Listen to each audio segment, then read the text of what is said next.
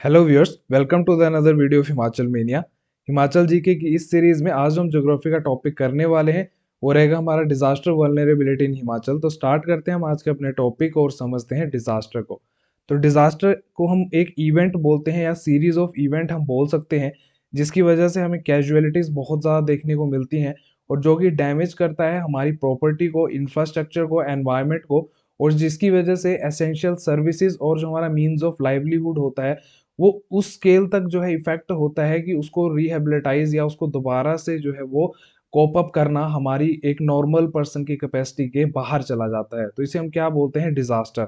और डिजास्टर को अगर हम किसी दूसरे तरीके से डिफाइन करें तो एक कैटास्ट्रॉफिक सिचुएशन होती है, या हम बोल सकते हैं बहुत ही खतरनाक सिचुएशन होती है जो हमारे नॉर्मल पैटर्न ऑफ लाइफ को और इकोसिस्टम को बहुत ज़्यादा इफेक्ट करती है।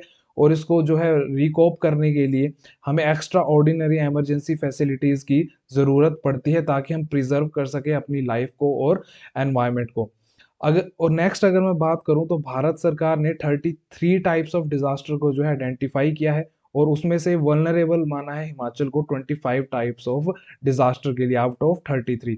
और ये सारा कुछ डिफाइन किया गया है डिजास्टर मैनेजमेंट एक्ट 2005 में। तो एग्जाम में डायरेक्टली पूछा जाता है कि डिजास्टर मैनेजमेंट एक्ट कब फोर्स में आया था। तो 2005 में ये फोर्स में आया था, जिसको हम अभी वीडियो में पढ़ेंगे आगे। अगर मैं बात करूँ ना टाइप्स ऑफ डिजास्टर की हिमाचल में, तो हिमाचल में hydrological, geological, chemical, accidents and biological types of disaster हमें देखने को मिलते हैं। सबसे पहले अगर मैं बात करूँ हाइड्रोलॉजिकल डिजास्टर, जो हमें पानी से जो डिजास्टर देखने को मिलते हैं, तो उसमें सबसे पहला है फ्लड, बाढ़ का खतरा। उसके बाद हेल स्टॉर्म, ओलावृष्टि। उसके बाद क्लाउड बर्स्ट, बादल फटना। Hot and cold winds. Hot and cold wind गर्मियों में हमारा जो नीचे शिवालिक वाला एरिया, यहाँ पे लू चलती है जिसको गर्म हवाएं बोलते हैं। और सर्दियों में हमारा जो पांगी, लाहौल स्पीति, किन्नौर, भरमौर वाला एरिया है, यहाँ पे कोल्ड विंड चलती है, बहुत ही ज्यादा बर्फीला तूफान चलता है। नेक्स्ट स्नो एवलांचेज, जो हमारा हिमस्खलन होता है, उसका सूखा पड़ना, ड्रॉट एंड लाइटनिंग। लाइटनिंग की अगर मैं बात करूं तो इससे ज्यादा इफेक्ट पड़ता है जो हमारे जानवर होते हैं, जो हमारी ट्राइब्स हैं, जैसे गद्दी ट्राइब वगैरह हैं। हमें कई बार देखने को मिला है कि बाहर वो रहते हैं रात को, तो जो लाइटनिंग होती है उसकी वजह से उनका पूरा जो लाइफ स्टॉक होता है वो एक ही बार में खत्म हो जाता है। नेक्स्ट अगर मैं बात करूं जियोलॉजिकल डिजास्टर की ना, तो उसमें आता है हमारा डैम्स फेलियर। डैम्स फेलियर में आता है हमारा जो हम हमारे डिफरेंट डैम्स और बांध होती हैं वो टूट जाती हैं, या फिर ज़्यादा खतरा ये रहता है कि जो बिना किसी प्री नोटिस के जो है डैम्स वगैरह में से जो पानी है वो छोड़ दिया जाता है बिना किसी सायरन के, जिसकी वजह से रिवर का जो फ्लो होता है वो एकदम से बढ़ जाता है, जिसकी चपेट में मेनली जो है हमने देखा है कि लोकल्स और टूरिस्ट ज़्यादा जो है हमें देखने को मिलते हैं। नेक्स्ट अगर अर्थक्वेक की बात करूं तो जो भूकंप है वो सबसे, हिमाचल जो है सबसे ज्यादा खतरा है हिमाचल को किससे? भूकंप से। क्यों? क्योंकि हमारे यहाँ पे हिमालयन रेंज है, और हिमालयन रेंज जो है यंगर रेंज है। जो हमारे शिवालिक है, हमने पढ़ा था फर्स्ट वीडियो में कि सबसे ज्यादा यंगेस्ट पूरी रेंज है, जो कि अभी भी जो है अपने एक स्टेज में है, बनने की स्टेज पे है। तो इसीलिए ये पूरा कैसे माउंटेन्स बने थे, क्या इनकी पूरी प्रोसेस रहती है, ये मैंने जो था पहले वीडियो में बता दिया था, उसका लिंक मैं डिस्क्रिप्शन में दे दूंगा, एक बार वो देख लेना।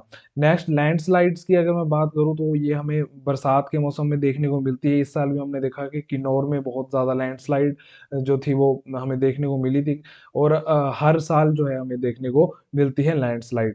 नेक्स्ट एक्सीडेंट्स की अगर मैं बात करूं तो गर्मियों में जो है फॉरेस्ट फायर्स या तो विलेज एंड सिटी फायर्स हमें देखने को मिलती है ना। Damage and fall of large building, ये हमें शिमला और सोलन वाले एरिया में हमने कई बार देखा है कि पूरे के पूरे होटल्स जो होते हैं, है ना, ड्यू टू जो उनकी फुटिंग्स होती हैं वो जो है बिल्कुल लैंडस्लाइड की वजह से, किसी पर्पस की वजह से, हैवी रेनफॉल की वजह से जो है वो पूरी की पूरी बिल्डिंग जो है वो गिर जाती हैं।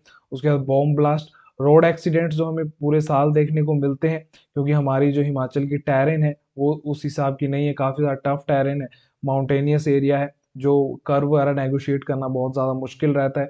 उसका sinkage of boats in water, जो नाव होती है वो पानी में कई बार डूब जाती हैं। तो डिफरेंट टाइप्स ऑफ एक्सीडेंट्स हैं जो हमें देखने को मिलते हैं। नेक्स्ट अगर मैं बायोलॉजिकल डिजास्टर की मैं बात करूं तो पैंडेमिक, जो हम सभी ने अभी फेस किया, पूरे वर्ल्ड ने ही आप बोल सकते हो।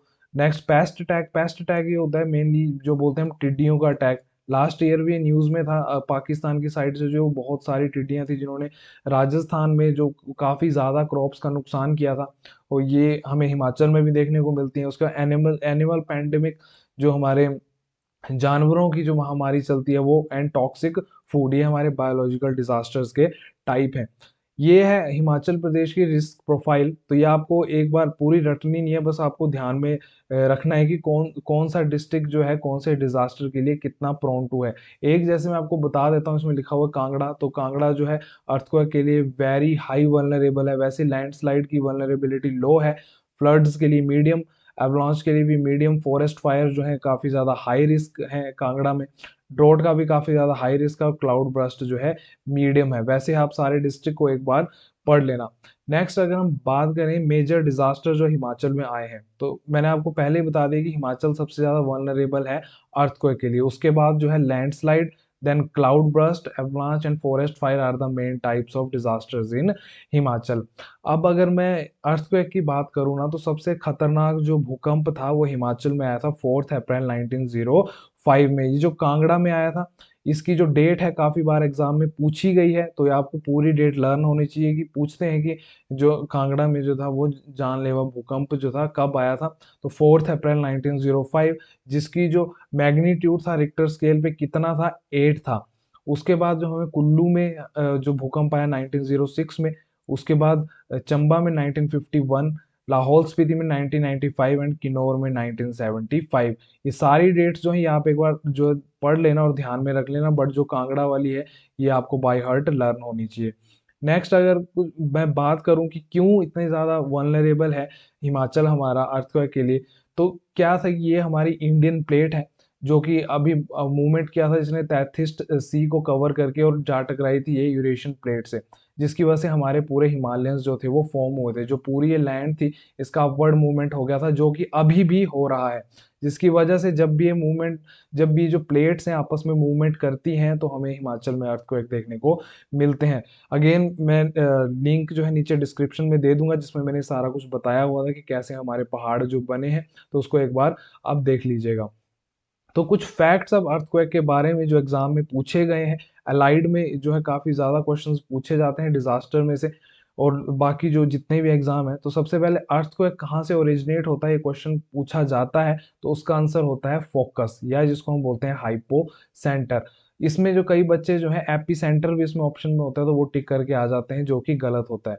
इसको कैसे आप याद रखोगे, मान लो कि ये एक पूरा लैंड मास है, तो यहाँ पे जो है अर्थक्वेक आया आया यहाँ से यहाँ तक, तो ये जो होता है फोकस होता है जहां से अर्थक्वेक हमारा ओरिजिनेट हुआ। और इसके जो बिल्कुल ऊपर पॉइंट होता है ना, जहाँ पे जो है वो उसका पूरा जो है एपी सेंटर रहता है, ये होता है हमारा अर्थक्वेक का एपी सेंटर। और ये होता है हमारा फोकस जहां से हमारा अर्थक्वेक ओरिजिनेट होता है। तो कहाँ से अर्थक्वेक ओरिजिनेट होता है, ये फोकस से ओरिजिनेट होता है, जिसको हम हाइपोसेंटर भी बोलते हैं। और एपी सेंटर जो है इसका आंसर नहीं होता है, तो इससे कंफ्यूज मत होना। उसके बाद मैग्नीट्यूड जो है अर्थक्वेक का वो कैलकुलेट होता है रिक्टर स्केल पे, और इंटेंसिटी जो है कैलकुलेट होती है मरकाली स्केल पे। अब इसमें भी कंफ्यूज हो जाते हैं, तो इसमें कंफ्यूज कैसे नहीं होना, आप कैसे याद रख सकते हो कि जो लोग रिच होते हैं ना, रिच, उनमें बहुत ज्यादा एटीट्यूड होता है, तो मैग्नीट्यूड को आप याद रखना कि अर्थक्वेक का जो मैग्नीट्यूड होता है वो रिक्टर स्केल पे कैलकुलेट होता है, और इंटेंसिटी जो है वो मरकाली स्केल पे कैलकुलेट होती है। नेक्स्ट जो होता है फॉल्ट। फॉल्ट क्या होता है, फॉल्ट एक फ्रैक्चर्ड जोन होता है, जो कि मान लो कि दो प्लेट्स हैं, उनके बीच में एक फ्रैक्चर्ड जोन होता है, उसको हम बोलते हैं फॉल्ट। आपको अगर मैं फिगर की हेल्प से बताऊं, तो ये आप चीज देख रहे हो, ये एक फॉल्ट है। तो कोई भी अगर टाउन या कोई भी सिटी इस फॉल्ट पे डेवलप होगी, तो ये दो ब्लॉक्स जो है जब भी आपस में मूवमेंट करेंगे, तो यहाँ पे जो है अर्थक्वेक आएगा ही आएगा। इसको हम क्या बोलते हैं, फॉल्ट। और हिमाचल में कौन कौन से फोर्ट जो हैं वो प्रेजेंट है, तो Karol fort, Jitog fort, Nahan fort, Giri fort and Korik fort. इसको जो है वो बोलते हैं हिंदी में फोर्ट को भ्रंश। और अर्थक्वेक जो किन्नौर में आया था ना 1975 में, वो कौन से फोर्ट पे आया था, तो कोरिक फोर्ट पे, तो इसको भी आप ध्यान में रख लेना। और पूरी डेट क्या थी उसकी, तो किन्नौर में जो अर्थक्वेक आया था 19 जनवरी 1975 को जो अर्थक्वेक आया था, इसकी क्या रीजन था, कौन से फोल्ट पे आया था, तो कोरिक फोल्ट पे। अगर चंबा, कुल्लू, कांगड़ा, मंडी और शिमला की बात करें, तो वेरी हाई रिस्क जोन के अंडर आते हैं। और किन्नौर, सोलन, सिरमौर, ऊना, बिलासपुर, हमीरपुर की बात करें, तो ये हाई रिस्क जोन के अंडर आते हैं। ये इनकी वल्नरेबिलिटी है कि कितना रिस्क है यहाँ पे अर्थक्वेक आने का।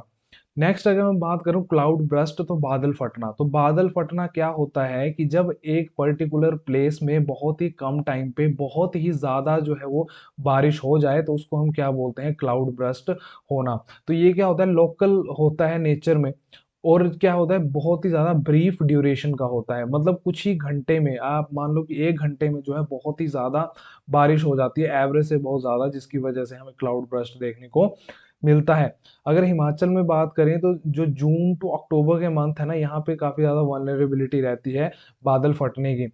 बट हाईएस्ट वल्नरेबिलिटी रहती है जून जुलाई एंड अगस्त के महीने में। उसके बाद जो हमारे डिस्ट्रिक्ट प्रोन टू है क्लाउड ब्रस्ट के लिए, वो है हमारे किन्नौर, शिमला, मंडी, कुल्लू एंड चंबा। ठीक है, उसके बाद करेक्टरिस्टिक्स की बात करूं अगर क्लाउड ब्रस्ट के, जब 100 मिलीमीटर और 4.94 इंचेस ऑफ रेनफॉल है ना, 1 घंटे में ही जो है बरस जाती है, और जो क्लाउड्स की हाइट रहती है वो 15 किलोमीटर हमारी रहती है। या तो फिर 20 मिलीमीटर ऑफ रेनफॉल कुछ ही मिनटों में अगर हो जाए, तो उसकी वजह से हमारे फ्लैश फ्लड की सिचुएशन जो हमें देखने को मिलती है। तो ये सारे जो है हमारे करेक्टरिस्टिक्स हैं किसके, क्लाउड ब्रस्ट के। नेक्स्ट अगर जो हमारे मेजर इवेंट्स हुई हैं क्लाउड ब्रस्ट की, वो चंबा में हुई है। मणिमहेश की यात्रा उस टाइम चली हुई थी 1994 में, और वहां पे जो था क्लाउड ब्रस्ट हुआ था, जिसकी वजह से काफी ज्यादा जो था वो नुकसान हुआ था। तो आपको जो ईयर है वो याद रखना है, और कहाँ पे, चंबा के मणिमहेश में क्लाउड ब्रस्ट हुआ था। नेक्स्ट शिमला का जो चीड़ गांव है, वहां पे 15 अगस्त 1947 को जो था क्लाउड ब्रस्ट हुआ था। और क्वेश्चन ये पूछा जाता है कि कौन सी जो थी खड्ड थी वो रिस्पॉन्सिबल थी वहां पे, जो शिमला में चीड़ विलेज में जो क्लाउड बस्ट हुआ था। तो उसका आंसर होता है आंध्रा खड्ड। इसको आप कैसे याद रख सकते हो कि चीड़ का मतलब होता है कि किसी बंदे से मतलब चिढ़ना। तो हम इसको कैसे याद रखेंगे कि आंध्रा मतलब किसी और स्टेट का नाम जो है वो हमारी स्टेट में दिया हुआ है, किसी खड्ड का नाम। तो आप ऐसे इसको ध्यान में रख सकते हैं, क्योंकि एग्जाम में पूछा जाता है कि चीड़ विलेज में जो क्लाउड बस्ट हुआ था वो कौन सी खड्ड के वजह से हुआ था, तो आंध्रा खड्ड। नेक्स्ट कुल्लू की जो गाडसा वैली है, वहां पे 16 जुलाई 2003 में क्लाउड बस्ट हुआ था। उसके बाद कांगड़ा के धर्मशाला में इसी साल 12 जुलाई 2021 को जो था क्लाउड बस्ट हुआ था। मेनली जो थी वो मांझी खड्ड जो थी रिस्पॉन्सिबल थी लोकली, और भी जो छोटी मोटी खड्ड थी काफी ज्यादा उफान पे वो थी। उसके बाद लैंडस्लाइड्स की अगर मैं बात करूं, तो 97.42% जो एरिया है हिमाचल का वो प्रोन है हमारी लैंडस्लाइड के लिए। और 15% एरिया जो है हिमाचल का वो वेरी हाई रिस्क जोन के अंडर आता है, और 70% एरिया जो है वो हाई रिस्क जोन के अंडर आता है। उसके बाद एवलांच की अगर मैं बात करूं, जिसको हम हिमस्खलन बोलते हैं, तो हमारे मेनली ये पांगी वाला एरिया, लाहौल स्पीति, किन्नौर, कुल्लू और कांगड़ा का ये बड़ा बंगाल वाला एरिया, जहाँ पे हमें ग्लेशियर्स देखने को मिलते हैं, जहाँ पे जो है पूरे बर्फ बर्फ के जो है पहाड़ हमें देखने को मिलते हैं। ये एरिया जो है वो एवलांच के लिए वल्नरेबल है। उसके बाद फॉरेस्ट फायर की अगर मैं बात करूं, तो गर्मियों में आपने देखा होगा बहुत ज्यादा जो है फॉरेस्ट फायर हमें हिमाचल में देखने को मिलती है। तो हमारा टोटल जो फॉरेस्ट एरिया है ना, 10,46,900 हेक्टेयर ऑफ एरिया, उसमें से कितना वल्नरेबल है, तो 9,74,800 हेक्टेयर ऑफ लैंड जो है वो फॉरेस्ट फायर के लिए वल्नरेबल है। और शिमला के जो 69% फॉरेस्ट हैं अभी तक इफेक्ट हो चुके हैं फॉरेस्ट फायर की वजह से। और सबसे ज्यादा जो है वो हमारे जो चीड़ के पेड़ होते हैं वो सबसे ज्यादा वल्नरेबल होते हैं फायर्स के लिए। क्यों? क्योंकि इनका जो घास होता है वो हम आग जलाने के लिए भी जो है यूज करते हैं काफी। और उस गर्मियों में क्या होता है कि काफी ज्यादा सूखा हुआ घास होता है, तो जिसकी वजह से या तो हाई टेम्परेचर की वजह से, या तो फिर ह्यूमन एरर की वजह से क्या होता है कि यहाँ पे अगर थोड़ी सी भी चिंगारी लग जाए और ये नीचे पूरा बिछा हुआ होता है, तो पूरे के पूरे जंगल जो है वो जल के खाक हो जाते हैं। और अगर डिजास्टर की मैं बात करूं, तो 3 अगस्त 2008 में क्या हुआ था कि नैना देवी में भगदड़ मच गई थी, किसी ने कुछ भी अफवाह उड़ा दी थी, जिसकी वजह से जो था 146 जो थे श्रद्धालु वहां पे मारे गए थे। नेक्स्ट अगर मैं बात करूं, तो monkeys in Himachal destroy major parts of crop. जो मंकीज हैं, बंदर हैं, वो बहुत ज्यादा नुकसान करते हैं हिमाचल में, ठीक है, क्रॉप्स का। और अगर हम टूरिज्म जो जितने भी हमारे टाउन है उनकी हम बात करें, तो वहाँ पे जो है वो टूरिज्म को वहाँ पे चोरी करते हैं वो, और ह्यूमंस को भी जो है वो नुकसान पहुंचाते हैं।